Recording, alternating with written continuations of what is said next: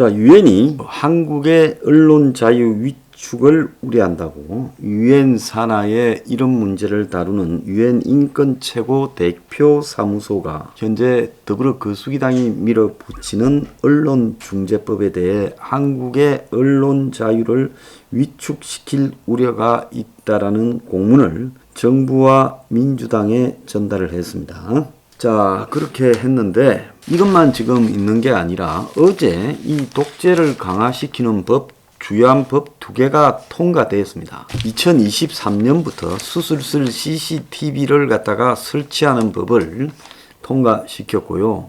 그래서 그것은 의료법 개정안입니다. 본회의 통과돼서 확정됐습니다. 그리고 사립학교에서 교직원을 채용하는 시험을 교육청에 위탁시키는 이 법안도 어제 통과됐습니다. 그래서 이 의료법과 사학법 두 가지가 통과가 됐습니다. 그래서 앞으로 의료기관은 이 수술실에 폐쇄회로를 의무적으로 설치해야 되고, 사립학교는 교사 채용 시험을 시도교육청에 맡겨야 됩니다. 이런 내용을 담은 법안이 국회를 통과했는데 국민들은 이런 법안이 통과됐는지도 잘 알 수 없습니다. 저는 그런데 이 법안 2개가 언론법에 못지않은 국민의 자유를 침해하는 법이다. 이것이 무슨 사학과 관련되는 문제거나 의사들하고 관련되는 문제로만 치부하다가는 큰일 날 수 있다라는 겁니다.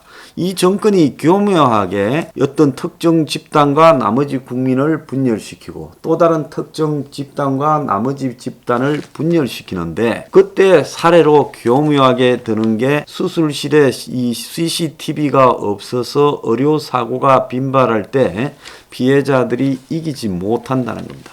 자, 여러분, 이 수술실 CCTV 설치 문제에 대해서는 제가 여러 차례 여러분한테 말씀드렸습니다. 외견상으로 80%가 찬성하고 20%가 반대한다 이렇게 말을 하지만은 이 의료행위, 수술행위라는 부분은 그것은 우리 사회가 일상적으로 이해관계의 영역을 벗어나서 다뤄주는 부분에 있습니다. 우리가 코로나에 의료진들이 감염의 위험을 무릅쓰고 1년 8개월 동안 쉬지 않고 코로나 감염병 전담 병원에서 일을 하고, 지난번에 대구 같은 경우에는 전국의 의료진들이 자기 병원의 문을 닫거나 휴업을 하고 또는 자발적으로 봉사로 그 대구에 돕기 위해서 갔던 모습을 기대할 겁니다. 만약에 의사들을 다른 상업적 행위와 똑같이 다루게 된다면 의료 행위를요, 이것은 굉장히 많은 부작용을 불러일으킬 거다. 의료 행위를 상거래상의 위법 행위를 감시하기 위한 대상으로 이렇게 보는 겁니다.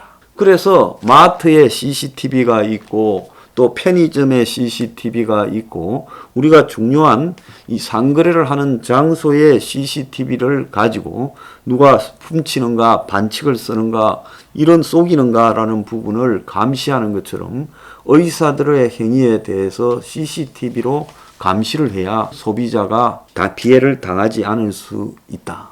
이 이재명을 비롯한 더불어 거수기당의 의원들이 그렇게 국민들을 선동했죠. 자, 국민들 중에서 의료사고를 당하는 사람 있죠. 물론 그 중에 억울하다고 주장하는 사람들도 많이 있을 겁니다. 그런데 사람의 목숨을 다루는 이 대다수의 이 의료 수술 중에 사망이나 발생한 부분은 그 부분은 우리가 그런 가능성까지도 각오하고 수술을 하는 겁니다. 그래서 의사한테 정권을 위임해서 내 목숨을 살리든 죽이든 최선을 다해봐라 이렇게 하는 거죠. 저도 여러 차례 수술을 했습니다마는 수술할 때 동의서에 서명을 해줍니다. 아니, 내 목숨을 살리겠다라는 사람을 잘 알지는 못하지만 그 사람이 가진 의술이라는 그런 부분에 대한 신뢰를 하고 내 목숨을 맡기는 거고, 그 사람도 수술을 하면서 어떤 일이 있더라도 최선을 다해서 상대를 잘 살려보려고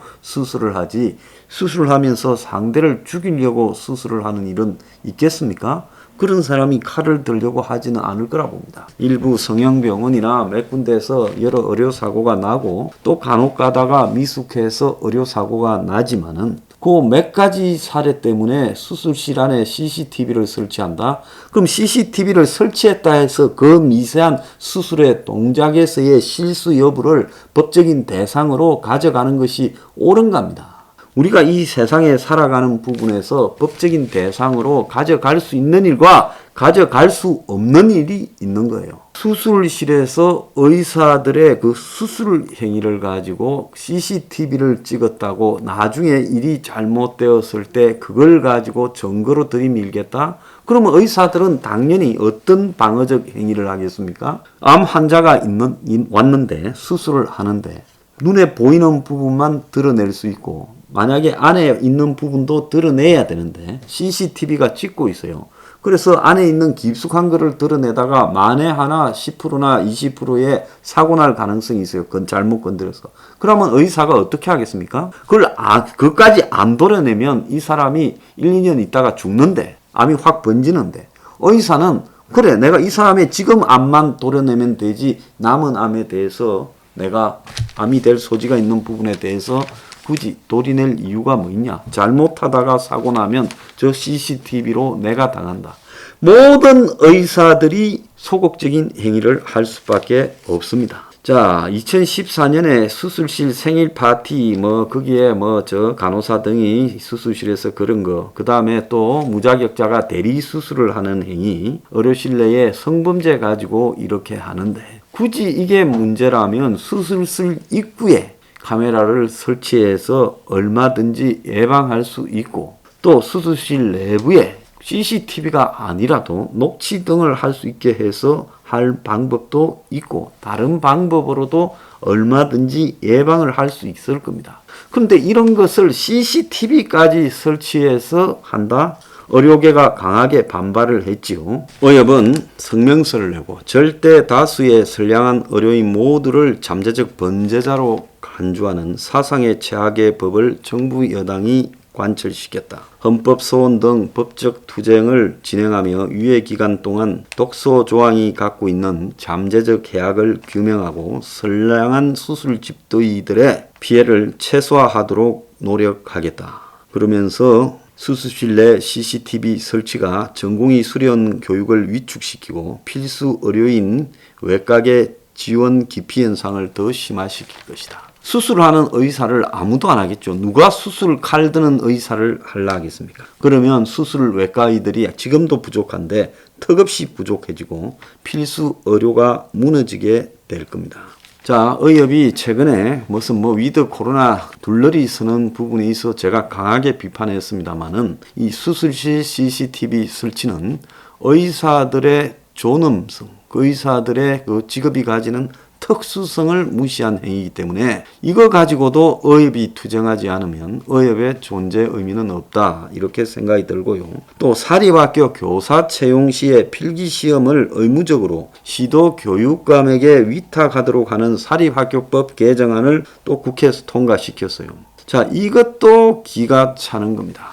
자, 사립학교는 교사 채용할 때 자체 시험을 치거나 교육청에 시험을 위탁하는 걸 자유롭게 했는데 지난해 새로 뽑은 사립학교 교원 중에서 63.2%가 교육청에 채용을 맡겼는데 앞으로는 의무적으로 맡긴다는 겁니다. 자, 이거 채용 비리 때문에 그런다는 걸 아는데요. 사립학교도 그걸 근절을 해야죠. 그런데 그게 있다고 해서 사립학교를 만드는 근본적인 목적은 공적인 공립학교와는 다른 자율적 교육을 해보겠다는 겁니다. 그런데 정교조 교육감들, 좌파 교육감들이 거의 다 득세하고 있는 이런 현실에서 사립학교의 교원 채용까지도 교육청에 맡기게 되면 사립학교 안에도 지금 정교조 부분이 급속하게 침투해서 이념으로 오염시키게 되는 겁니다. 저는 이것 때문에 반대하는 겁니다. 그래서 사립학교가 자체적으로 연합회를 만들어서 지금 있을 거예요.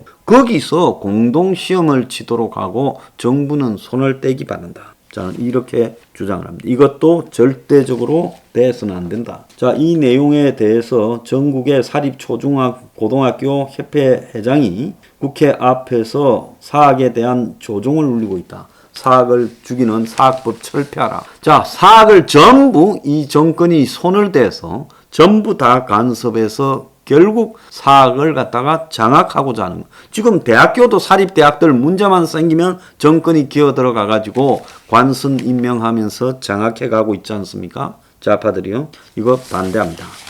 자, 언론법에 대해서 유엔 인권사무소가 한국 정부의 언론중재법에 대한 공식 입장이 뭐냐고 지금 물었습니다. 그래서 제가 어제 아마 청와대에 국제인권기구들의 문제 제기가 되어서 8월 30일 날 통과시키려 하다가 멈칫하고 뜸을 들이고 있다 했는데 유엔 인권 최고 대표 사무소가 제네바 한국 대표부를 통해 정부의 언론중재법 개정안이 한국의 언론 자유를 위축시킬 우려가 있다라는 내용의 특별 절차 서한을 보냈고 한국 정부의 입장을 밝혀라고 요구를 했습니다.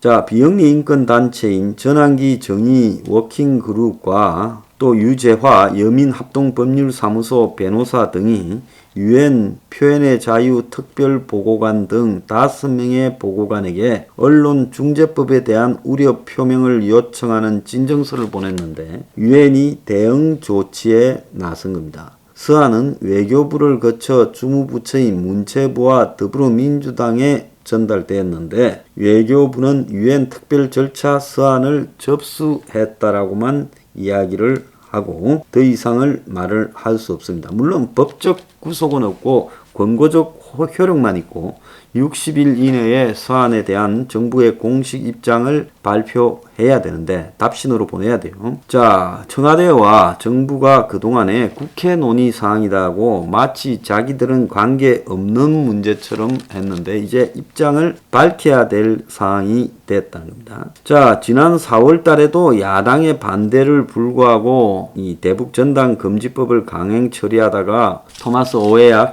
칸타나 유엔 인권 특별 보고관 등 유엔 인권 최고 대표 사무소에 서한이 한국에 왔어요. 당시에도 대북 전단 금지법이 표현의 자유를 위축시키고 인권 운동가들의 합법적인 활동을 위축시킬 수 있다고 우려가 한국 정권에 제기되었습니다. 그 한국 정권은 전단 금지법은 표현의 자유를 최소한으로 제한하는 거지 표현의 자유와 관련된 본질을 제한하는 게 아니라고 보내니까 유엔 인권 최고 대표 사무소의 보고관이 7월 인터뷰에서 국제인권규약은 표현의 자유에 있어 정보의 전파 방식도 보호된다라고 말하며 표현이 뒷받침되는 방식도 인권법에 의해 보호되고 있는데 한국 정부의 설명은 말이 되지 않는다 했습니다. 자, 이들이요. 이 언론법을 밀어붙일 때는 한국에만 특별하게 해당되는 대북전단 금지법과는 차원이 다른 세계적 차원의 저항에 부딪힐 거고 뭉가리가 스스로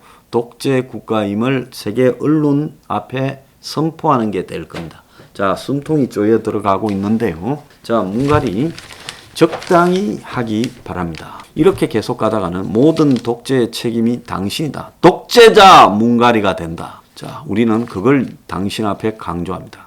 우리 혁명 21은 언론법 통과, 그리고 수수 CCTV, 그리고 더 나아가서 사학법 등에 대해 광범위한 반독재 투쟁을 벌이겠습니다.